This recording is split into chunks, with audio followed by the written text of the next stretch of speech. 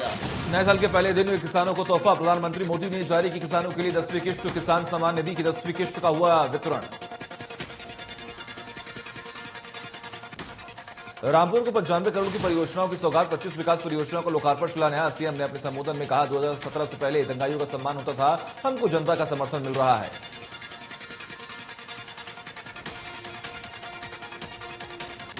बढ़ते कोरोना को लेकर सीएम योगी ने की टीम 9 की साथ बैठक, कोविड को लेकर अधिकारियों को दिए जरूरी दिशा निर्देश, हर जिले में नजर बनाए रखने को कहा।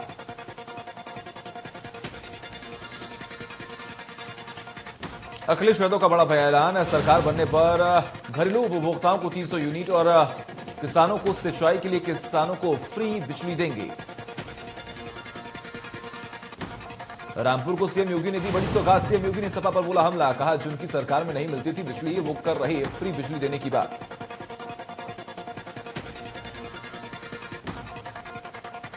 नए साल पर मायावती ने दी शुभकामनाएं, चुनावी रैली पर बोली मायावती, कहा कोरोना काल में नहीं होनी चाहिए रैलियां, बसपा नहीं करती दूसरी पार्टी की नकल।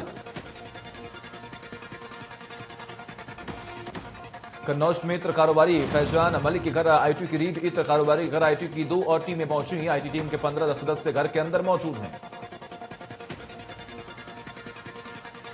कन्नौज में मोहम्मद याकूब ने के मंडई आवास पर आईटी रीड, आवास में रुपए की काउंटिंग हुई खत्म, बैंककर्मी नोट गिनने की मशीन लेकर निकले, करीब 4 से 6 करोड़ की नकद बरामद।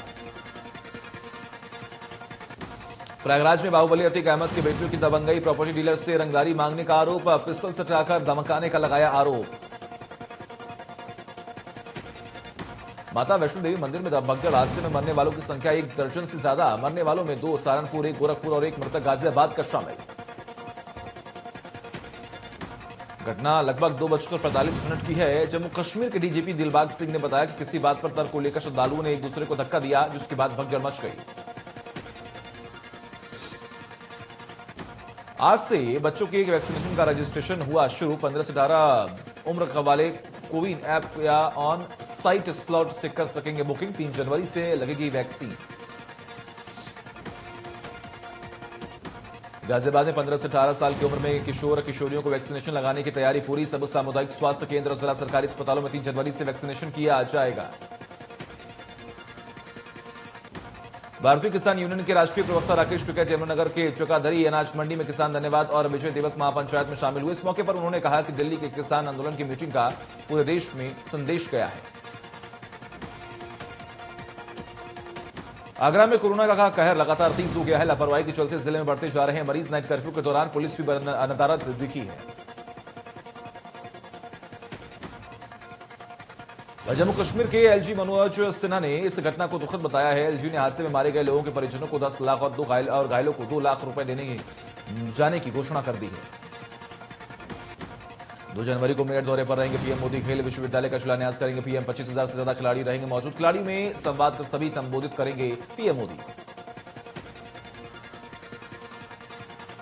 पीएम मोदी लखनऊ का करेंगे दौरा, 9 जनवरी को पीएम मोदी आएंगे लखनऊ और जनविश्वास रैली को पीएम करेंगे संबोधित। लखनऊ में आम आदमी पार्टी का होगा महारैली, कल 11 बजे स्मृति उपवन में होगी महारैली। दिल्ली से सीएम अरविंद केजरीवाल रैली में करेंगे शिरकत। गृह मंत्री अमित शाह के साथ बरेली पहुंचे प्रदेश अध्यक्ष स्वतंत्र देव सिंह ने सोनिया गांधी और कांग्रेस पर निशाना साधते हुए कहा कि सोनिया और कांग्रेस ने 70 सालों तक देश को गुमराह किया। वृंदावन के मंदिरों में उमड़ रहे श्रद्धालुओं की भीड़, बढ़ते कोरोना मामले के बाद भी नव वर्ष मनाने जा रहे हजारों श्रद्धालु पहुंचे। श्रद्धालु नहीं कर रहे सोशल डिस्टेंसिंग का पालन।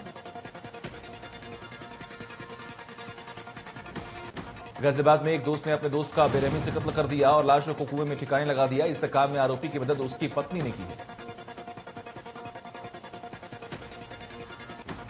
नोएडा बदमाशों के हौसले बुलंद है। देर रात पराठे की दुकान नहीं खोलने पर बदमाशों ने होटल संचालक की गोली मारकर हत्या कर दी। गोली मारकर बदमाश आसानी से फरार हो गए।